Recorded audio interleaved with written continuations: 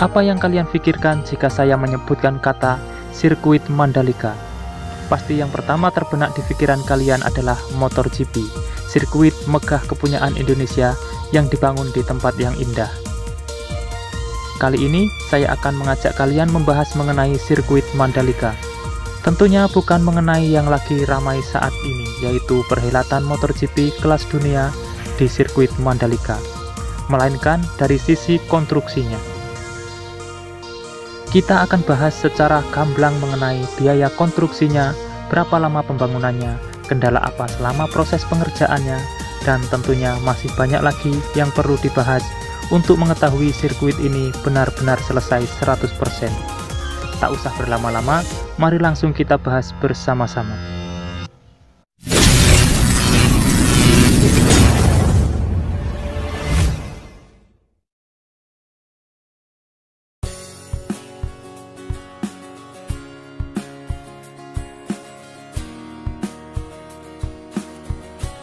Assalamualaikum semuanya.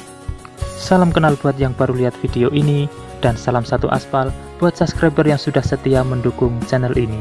Bertemu lagi dengan saya di channel Sawah Deso, channel yang membahas mengenai pembangunan infrastruktur di Indonesia.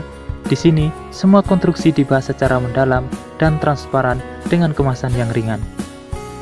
Sebelum tayangan ini berlanjut, ada baiknya subscribe dan nyalakan loncengnya terlebih dahulu supaya tidak ketinggalan video menarik berikutnya.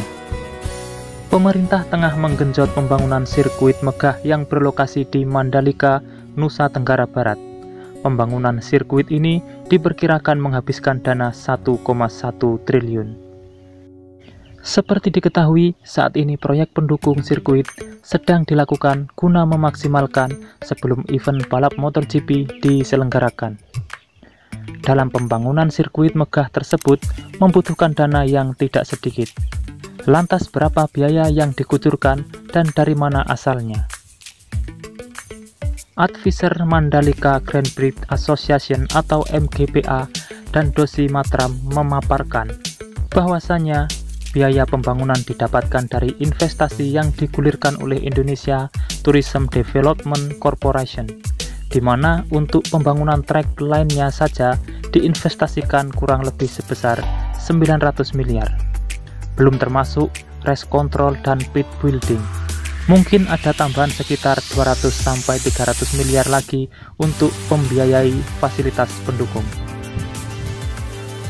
PT Indonesia Tourism Development Corporation mengklaim pengerjaan lintas utama main track sirkuit internasional Mandalika tercepat di dunia.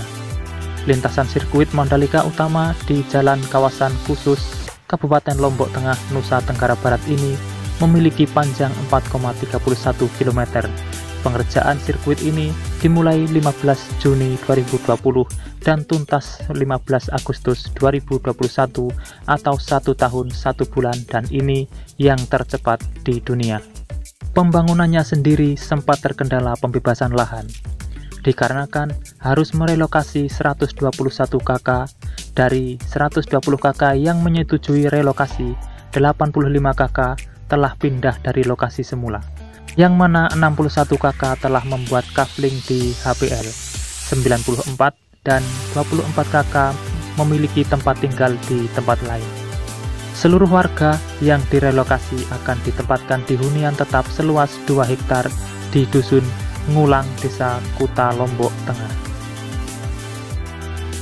Direktur Utama PT Indonesia Tourism Development Corporation, Abdul Bar M. Mansur, mengakui pembangunan sirkuit Mandalika Lombok yang kini bernama Pertamina Mandalika Street Circuit sempat mengalami banyak hambatan.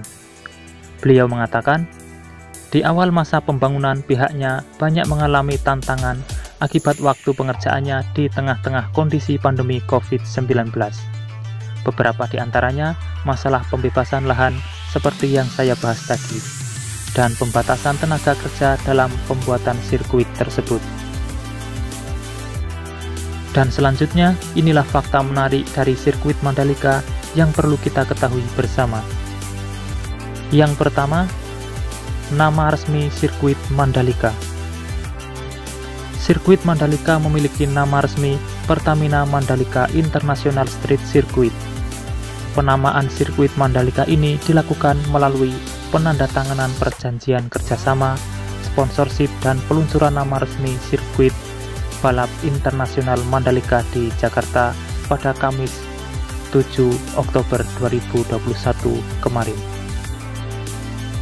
Yang kedua, ukuran sirkuit Mandalika. Mengutip dari situs resmi WSBK, Pertamina Mandalika International Street Circuit dirancang sepanjang 4,3 km atau 4.300 meter. Jumlah di tikungan di sirkuit Mandalika mencapai 17, dengan 11 mengarah ke kanan dan 6 lainnya mengarah ke kiri. Yang ketiga, kapasitas sirkuit Mandalika.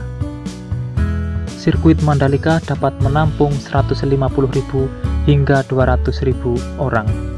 Dalam masa pandemi COVID-19, pihak pengelola hanya menyediakan hingga 75.000 kursi di grandstand dan 138.000 area berdiri di sirkuit Mandalika. Namun karena dibangun di atas tanah hampir 100 hektar, ada banyak tempat terbuka, sehingga ini dapat menjadi kesempatan untuk mendatangkan lebih banyak penonton di masa depan. Yang keempat, sirkuit Mandalika masuk kalender sementara MotoGP.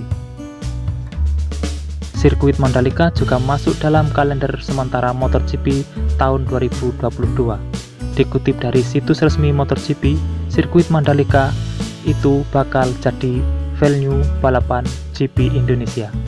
Rencananya balapan MotoGP di sirkuit Mandalika akan digelar pada 20 Maret 2022 atau beberapa pekan setelah seri pembuka di Qatar pada 6 Maret.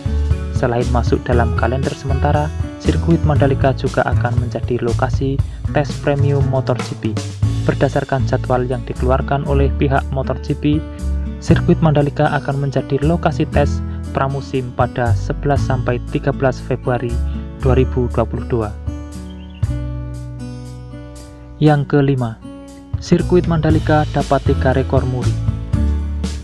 Sirkuit Mandalika mendapatkan 3 rekor muri atau Museum Rekor Dunia Indonesia, yakni pengaspalan menggunakan teknologi Building Information Modeling atau BIM dengan volume terbanyak. Kemudian pembangunan sirkuit pertama standar Fédération Internationale de Motorcyclisme, dan yang ketiga yaitu lintasan sirkuit tercepat. Itulah rangkuman informasi perjalanan pembangunan sirkuit Mandalika yang berhasil saya sajikan untuk kalian. Kita berharap kedepannya Indonesia akan semakin maju dengan adanya pembangunan yang menarik mata dunia untuk meliriknya. Dengan adanya sirkuit ini akan menambah income Indonesia bukan hanya dari sisi sirkuitnya, akan tetapi juga dari sisi pariwisatanya. Mungkin itu saja yang bisa saya sampaikan untuk saat ini, dan nantikan kabar-kabar menarik selanjutnya hanya di channel ini. Maka dari itu, untuk mengikuti silahkan subscribe dan nyalakan loncengnya. Sebuah kehormatan bisa berbagi informasi kepada kalian semua. Saya pamit undur diri dan jaga kesehatan kalian. Wassalamualaikum warahmatullahi wabarakatuh. Sampai bertemu di video menarik berikutnya.